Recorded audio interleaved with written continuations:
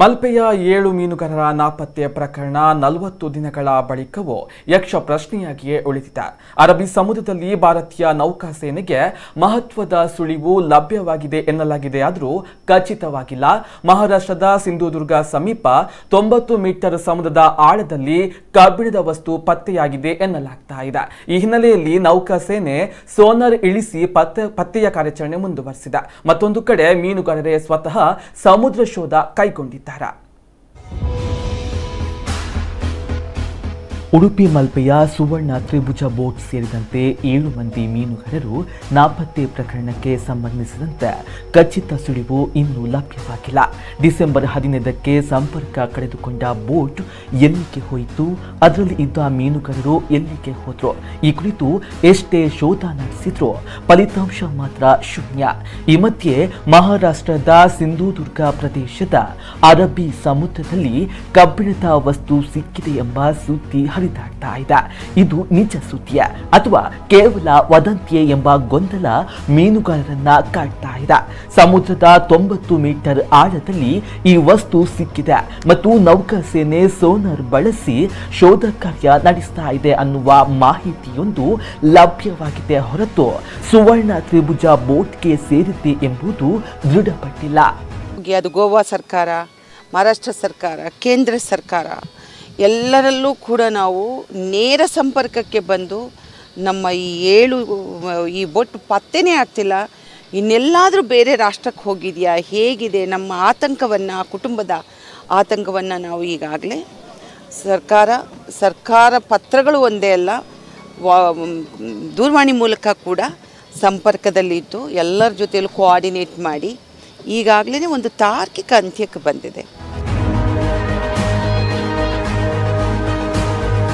ಈ ನಡುವೆ ಗೋವಾ ರಾಜ್ಯದ ಬೇತುಲ್ ಎಂಬಲ್ಲಿ ಸಮುದ್ರದ ಮಧ್ಯೆ ಡೀಸೆಲ್ ಅಂಶ ಪತ್ತೆಯಾಗಿದೆ ಎಂಬ ವದಂತಿ ಹರಡಿದೆ. ಈ ಹಿನ್ನೆಲೆಯಲ್ಲಿ ಮಲ್ಪೆಯ ಮೀನುಗಾರಿಕೆಯ 7-8 ಆಳ ಸಮುದ್ರ ಬೋಟ್ಗಳು ಬೇತುಲು ಪ್ರದೇಶಕ್ಕೆ ತೆರಳಿವೆ.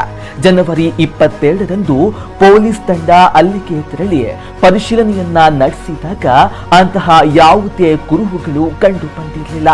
ಇದೀಗ ಮೀನುಗಾರರೇ ಪರಿಶೀಲನೆ ನಡೆಸಲು ತಮ್ಮ ಬೋಟುಗಳಲ್ಲಿ ಬೇತುಲ್ ಪ್ರದೇಶಕ್ಕೆ ತೆರಳಿ ಹುಡುಕಾಟ ಮುಂದುವರೆಸಿದ್ದಾರೆ. ಮೀನುಗಾರರು ಸಮುದ್ರ ಮಧ್ಯೆ ಆಂಕರ್ ಹಾಕಿ ಬೋಟು ಮುಳುಗಿರಬಹುದೇ ಎಂದು ಶೋಧ ನಡೆಸಿದ್ದಾರೆ. ಸಮುದ್ರದ ಮಧ್ಯೆ ಶೋಧ ಕಾರ್ಯ ನಡೆಸ್ತಾ ಇರುವ ನೌಕಾಪಡೆಯ ತಂಡಕ್ಕೆ ಆಳದಲ್ಲಿ ಬೋಟಿನ ತುಂಡಾದ ಭಾಗವೊಂದು ಸಿಕ್ಕಿದೆ ಎಂಬ ಮಾಹಿತಿ ಹರಿದಾಡಿದೆ. ಆದ್ರೆ ಪೊಲೀಸ್ ಮೂಲಗಳು ಕುರುಹು ಪತ್ತೆಯ ಬಗ್ಗೆ ಯಾವುದೇ ನಿರ್ಧಾರಕ್ಕೆ ಬಂದಿರಲಿಲ್ಲ. ನೇವಿಯವರು ಇವಾಗ ಏನಂತಂದರೆ ಒಂದು 22 ಮೀಟರ್ ಲೆಂತ್ ಇರುವಂಥ ಒಂದು ಡೆಬ್ರಿಸು ಕಂಡು ಬಂದಿದೆ ಮಾಲ್ವಾನ್ ರೀಜನ್ದಲ್ಲಿ ಅಂತ ಹೇಳಿದ್ದಾರೆ.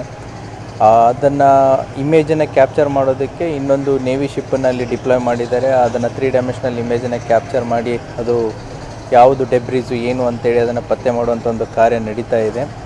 ನೇವಿ ಶಿಪ್ಪಿಗೆ ಡ್ಯಾಮೇಜ್ ಆಗಿದೆ ಅಂತ ಹೇಳ್ತಾರೆ, ಬಟ್ ಯಾವ ರೀತಿ ಆಯಿತು, ಹೇಗಾಯಿತು ಅನ್ನೋದನ್ನು ಅವರು ಕೂಲಂಕುಷವಾಗಿ ಅದನ್ನು ತನಿಖೆ ಮಾಡ್ತಾ ಇದ್ದಾರೆ.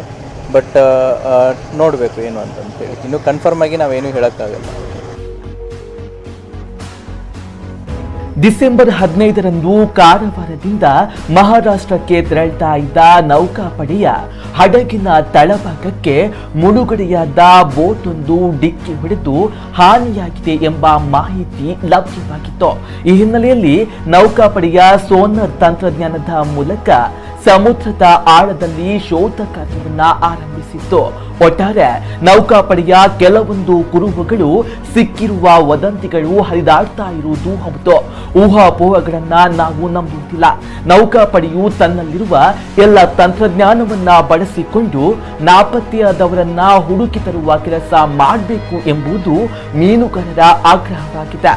ಸದ್ಯ ಮೀನುಗಾರರ ನಿಗೂಢ ನಾಪತ್ತೆ ಬಿಡಿಸಲಾಗದ ಕಗ್ಗಂಟಾಗಿದ್ರು ಮೀನುಗಾರರ ಕುಟುಂಬಗಳು ಮನೆ ಮಂದಿ ಬರುವ ನಿರೀಕ್ಷೆಯಲ್ಲಿದ್ದಾರೆ. ಪ್ರಮೋದ್ ಸುವರ್ಣ ಕಟ್ಪಾಡಿ, ನಮಕುಡ ನ್ಯೂಸ್ 24x7.